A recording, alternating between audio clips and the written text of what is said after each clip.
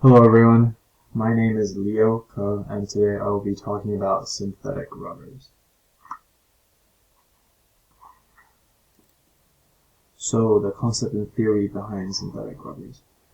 These things are polymers that are created from petroleum byproducts, which comes from deep in the ground. And due to the man-made nature of these rubbers, they generally have a really wide range and variety of different characteristics and properties when compared to their natural counterparts. Usually they have better thermal stability and resistance to other compounds. So what does this mean? Thermal stability is when temperatures are maintained better, and that generally depends on the structure. Right? So certain structures like nanofillers, as I've shown in the picture on the left, these have the potential of influencing the thermal stability by decreasing the decomposition rate of the rubber. And this could decrease the flammability as well, because it prevents it from breaking down under intense heat. And that would also increase the functional temperature range, so it retains its characteristics under colder and warmer temperatures. And a common nanofiller in synthetic rubber is carbon. So what's happening in this picture is, so you can see the polymer, the original polymer on the left, has a lot of holes inside, and then when you add in the nanofillers, the red dots, you end up with the polymer, the end polymer, and that has the nanofiller inside, and that would make it have superior thermal stability.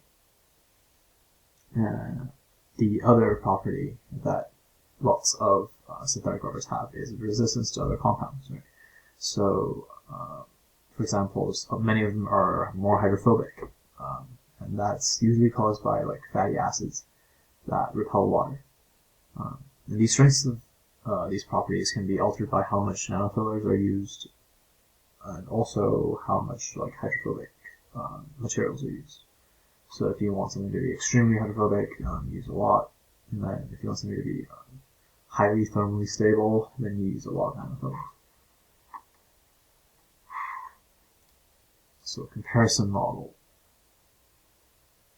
Resistance to other compounds, I think, made me immediately think of ceramic coatings that a lot of people use on their car paint and panels.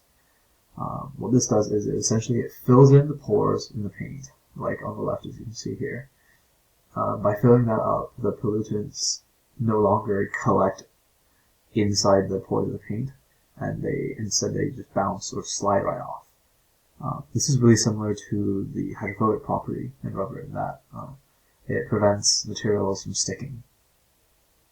And in a way, I think it's also pretty similar to nanofillers in that it fills the gap right in the paint pores and insulates the paintwork from the pollutants, such as like dust or water, stuff like that. And thermal stability in rubbers is a lot like down jackets, as you can see in the picture on the right. The added feathers inside the coat cause it to maintain a more stable temperature for the rubber. And this is exactly like nanofillers, how they fill in the gaps and make the rubber more thermally stable. Okay. So applications. Synthetic rubbers are used in many, many things. In fact, I'm fairly sure that synthetic rubbers are used more often nowadays than natural rubbers due to their superior potential characteristics. Right, so the first things I thought of were vehicle tires and engine seals, hoses, and gaskets. Due to the drastic temperature changes under the engine bay as well as on the road, thermal stability is really important for car mechanical parts. The gaskets and seals inside the engine bay have to survive reasonably well in the case of like vital engine fluid leaks, such as like if an oil leak, it cannot contaminate the rubber, and the rubber needs to be able to run reasonably well, at least for a short period of time. And the hoses need to withstand the flow of the liquid, whatever liquid it is, for multiple years at a time. So the rubbers being oil or water repellent is extremely important in this case. And the tires, they have to resist breaking down under a wide range of temperatures. As you can see, a lot of car people, we do burnouts, and the tires are put under intense heat and stress, and they have to resist breaking down. And the same tire may be used to climb a snowy mountain, and in that case, that needs to be able to not break down or crack either. So it is really important for tires to have that thermal stability. And that's it for today.